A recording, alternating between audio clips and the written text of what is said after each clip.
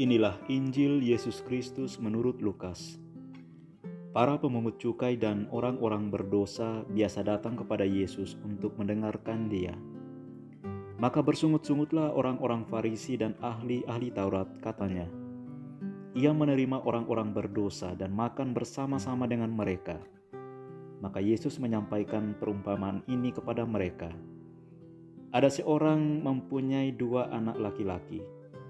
Kata yang bungsu kepada ayahnya, "Bapa, berikanlah kepadaku bagian harta milik kita yang menjadi hakku."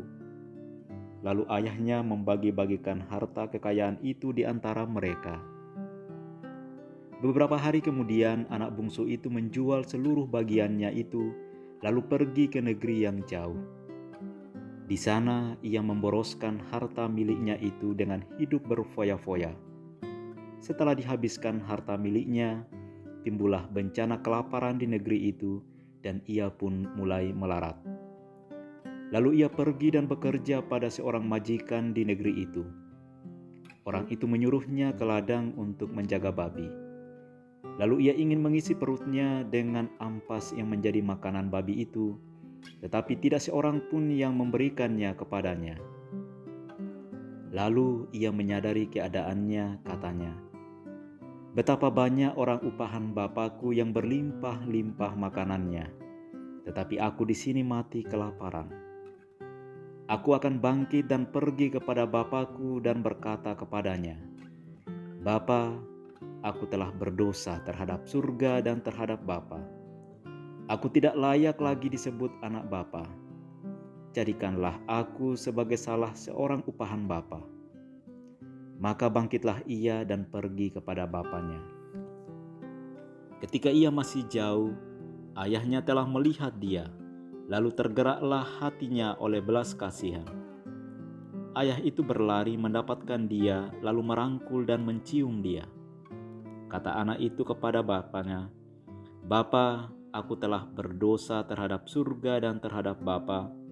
Aku tidak layak lagi disebut anak Bapa."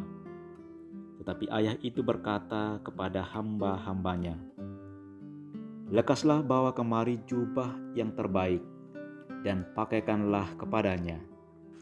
Kenakanlah cincin pada jarinya, dan sepatu pada kakinya. Dan ambillah anak lembu tambun itu, sembelilah dia, dan marilah kita makan dan bersukacita. Sebab anakku ini telah mati dan menjadi hidup kembali. Ia telah hilang dan didapat kembali." Maka mulailah mereka bersukaria. Tetapi anaknya yang sulung sedang berada di ladang. Ketika ia pulang dan dekat ke rumah, ia mendengar bunyi seruling dan nyanyian tari-tarian. Lalu ia memanggil salah seorang hamba dan bertanya kepadanya apa arti semua itu. Jawab hamba itu, "Adikmu telah kembali, dan ayahmu telah menyembelih anak lembu tambun karena ia mendapatkan kembali anak itu dengan selamat." Maka marahlah anak sulung itu dan ia tidak mau masuk. Lalu ayahnya keluar dan berbicara dengan dia. Tetapi ia menjawab ayahnya, katanya, "Telah bertahun-tahun aku melayani Bapa, dan belum pernah aku melanggar perintah Bapa. Tetapi kepadaku belum pernah Bapa memberikan seekor anak kambing pun untuk bersukacita dengan sahabat-sahabatku. Tetapi baru saja datang anak Bapa yang telah memboroskan harta kekayaan Bapa bersama dengan pelacur-pelacur. Maka Bapa menyembelih anak lembu tambun itu untuk dia." Kata ayahnya kepadanya, "Anakku, engkau selalu bersama-sama dengan aku, dan segala kepunyaanku adalah kepunyaanmu. Kita patut bersukacita dan bergembira karena adikmu telah mati dan menjadi hidup kembali.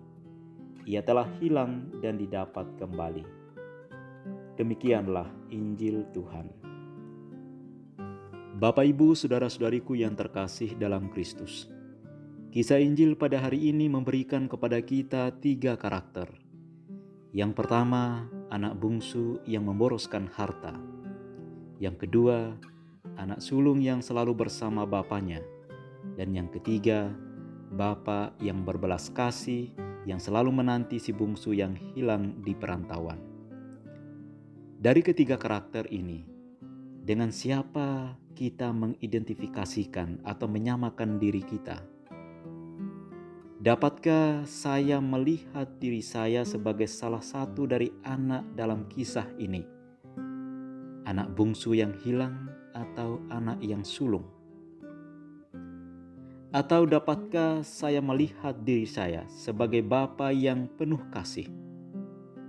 Jika saya adalah seorang bapa yang penuh kasih, apakah saya bisa menyambut pulang anak yang telah menyakiti hatiku? Bagi saya, kisah anak yang hilang ini dalam bacaan Injil pada hari ini memanggil kita kepada belas kasihan, pengampunan, dan rekonsiliasi. Perumpamaan tentang anak yang hilang memberi kita gambaran tentang kasih setia Allah. Kasih Bapa ditunjukkan ketika Dia menyambut kembali putranya yang hilang dan telah menyakitinya dengan air mata kegembiraan, merayakan dengan menyembelih anak lembu yang gemuk sebagai pesta penyambutan, mengenakan kepadanya jubah terbaik. Namun tindakan kasih Bapa ditanggapi oleh si sulung dengan reaksi marah dan protes. Ia tidak menuntut belas kasihan, melainkan ia menuntut keadilan. Ia merasa diperlakukan tidak adil. Ia melontarkan protes karena ia menganggap dan merasa diri selalu benar dan setia bersama bapaknya. Namun, belum pernah dibuatkan pesta untuk bersenang-senang dengan sahabat-sahabatnya. Ia merasa cemburu dan iri hati dengan perlakuan bapa terhadap adiknya yang telah sekian lama pergi meninggalkan rumah. Bapak, Ibu, saudara-saudariku yang terkasih, kisah anak yang hilang atau Bapa yang mengampuni ini merupakan bentuk tanggapan Yesus atas kritikan orang-orang Farisi dan ahli-ahli Taurat terhadap sikap Yesus yang menerima dan makan dengan orang-orang berdosa. Orang-orang Farisi dan ahli-ahli Taurat tidak senang kalau Yesus mendekati orang-orang berdosa. Bagi mereka, orang-orang berdosa dan para pemungut cukai adalah orang-orang terkutuk dan tidak layak dalam kerajaan Allah. Namun bagi Yesus, visi dan misinya, perutusannya adalah untuk mewartakan pertobatan kepada orang berdosa. Bagi Yesus, merekalah yang membutuhkan dokter atau tabib. Merekalah yang membutuhkan kesembuhan.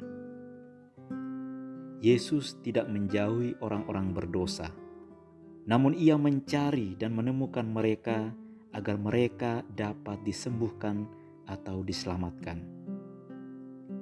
Yesus tidak hanya menyembuhkan orang berdosa dan para pemungut cukai, tetapi sekaligus menyembuhkan orang-orang Farisi dan ahli-ahli Taurat dari sikap dan cara berpikir mereka yang salah. Bagi Yesus, semua orang berdosa harus diselamatkan. Bapak, Ibu, saudara-saudariku yang terkasih dalam Kristus, sadar bahwa kita adalah salah satu dari kedua anak laki-laki atau salah satu dari orang-orang Farisi dan ahli-ahli Taurat. Seringkali kita merasa benar dan menang sendiri dan menganggap yang lain sebagai orang yang berdosa dan harus dihindari. Marilah kita dalam masa Prapaskah ini melihat kembali diri kita masing-masing. Apakah saya sudah bersih? Sejauh mana saya mau mengampuni orang-orang yang telah menyakiti saya? Apakah saya masih berkeras hati dan menutup pintu pengampunan untuk mereka? Pengampunan membebaskan kita dari beban dan sakit hati yang berkepanjangan. Pengampunan membuka pintu masa depan kita yang penuh dengan kedamaian. Karena berbagi pengampunan itu indah. Semoga Tuhan memberkati kita. Amin.